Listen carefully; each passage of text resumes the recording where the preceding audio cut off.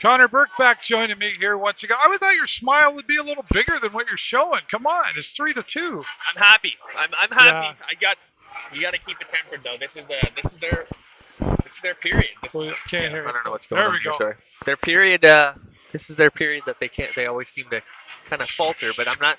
I I know, I'm right? a realist. You know. I'm not. I'm I not get trying it. to jinx it, but it's something that needs to be addressed, and I hope they can keep their foot on the pedal for the last 20 minutes because it's just always an issue. They really worked hard in this second They really period, did. though, right? And the power play seems to be improving for this Sarnia Sting. Yeah, it's finally starting to click a little bit. You know, it's Beamish there with just the celebration with Totally. the monkey off the back is what Yeah. that was that celebration. So yeah, he's kind of been struggling a little bit. Really nice to see him score. That's it's awesome to see. I'm just Yeah. I'm tentative. Yeah, no, fair enough, fair enough. I get that. You want to be realistic, like you said, and but I mean, go Sting, go, and all of that. But then there is a real side to all of this that They always have a really good second period. right. Well, I don't know. Friday was. No, that was their third, I think. They played third? good in the second on Friday too as well. I think they play a great 40. They can do 40 minutes up until, and then it's. You think I don't know if it's just the confidence of or maybe the false confidence of thinking like we're up one when we can cruise into this 20 and. But we're seeing a lot of those monkeys come off the back here, like you say, Beamish in there. Easton Wallows, like I know monkey off the back there, but like I didn't realize, like 8 goals for the season so far. And Jay Peckham was here earlier talking, and he's talking too about similar to what we have on the.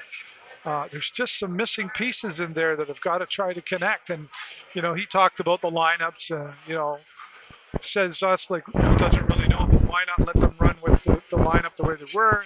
But you know, it's the work ethic. He agreed as well. It's starting to pay off a little bit here.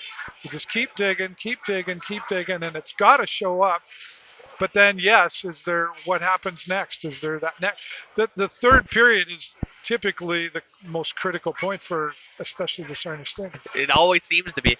And yeah, going back to the lineup on Friday, I think even like there was some Legionnaires players up in the lineup with Sarvir Jaworski and Olivier.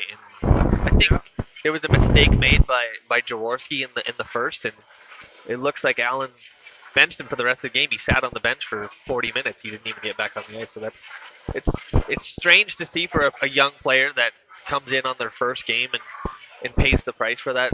It's I would imagine disheartening for a player like that.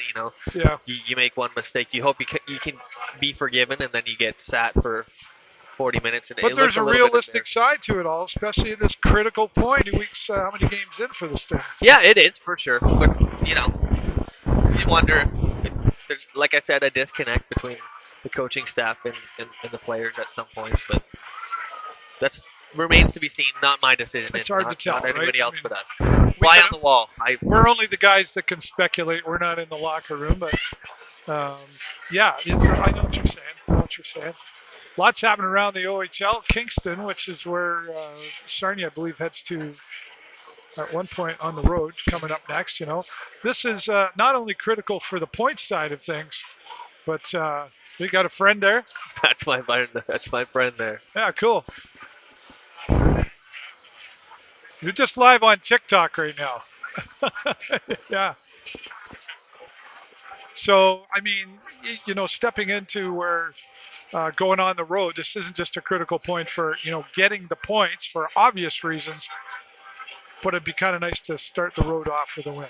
And like I said, to get those 5 out of 6 points it's better than 3 out of 6, right? Yeah, no, I hear you. It's a lot more comforting to know that you got that many more points to go into a road trip. Right, especially 5. That's critical ones. That's critical ones for sure. I did notice, we talked a little bit earlier, maybe they listened, I don't know, about, we saw a lot of 3-on-1 from this thing, and it's like, that's leaving too much opportunity for the other team to have opportunity. They seem to spread out a little bit more this period. Yeah, better positioning they kind of set in your place. It's not circling around the ice and chasing the puck. Stay your zone. Keep stick to the plan, and it should work out. Yeah. I guess there's not much more we can say other than go Sting, go and keep going. It's And the first two, you get in the fan perspective here. the most nervous tie period perspective. ever. Yeah, right. A 1-goal lead. People say the 3-goal lead is the worst in hockey. I think a 1-goal lead is hands down the worst. Well, we'll settle for one more at this point, and then just hold on. I don't know how that works. They've got good shots. The shots are good. I'm happy with the amount of shots. Yeah. You know. Over 25 or 25 or 21, I believe. 21 to 15. Yeah, So. okay.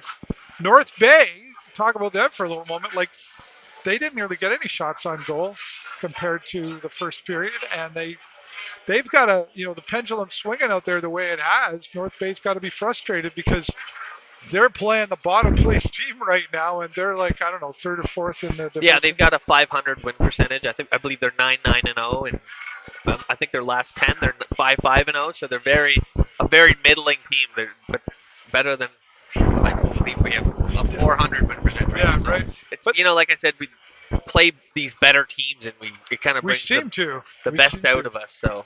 And when you can not only win, but win against a much stronger team on paper, that really brings the confidence level up even more, I think.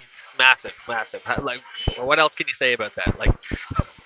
Like we look back at the teams we've done it against as Windsor and Brantford and Owen Sound, like teams that are at the top of the league, and even like a North Bay is they're not in the middle, but they're just above that. Yep. They're doing better than us, so it's like I said, something brings it out of us that you just want to beat those big dogs. And, for sure. And the teams that are just above us, it's like, well, maybe we can do it tonight. All right. Well, I'm feeling good about it, and I think the Sting are feeling good back there. Stick around or follow us on Facebook, at Sarnia Sting, and also on my Facebook page. We'll have the post-game press conference here later tonight.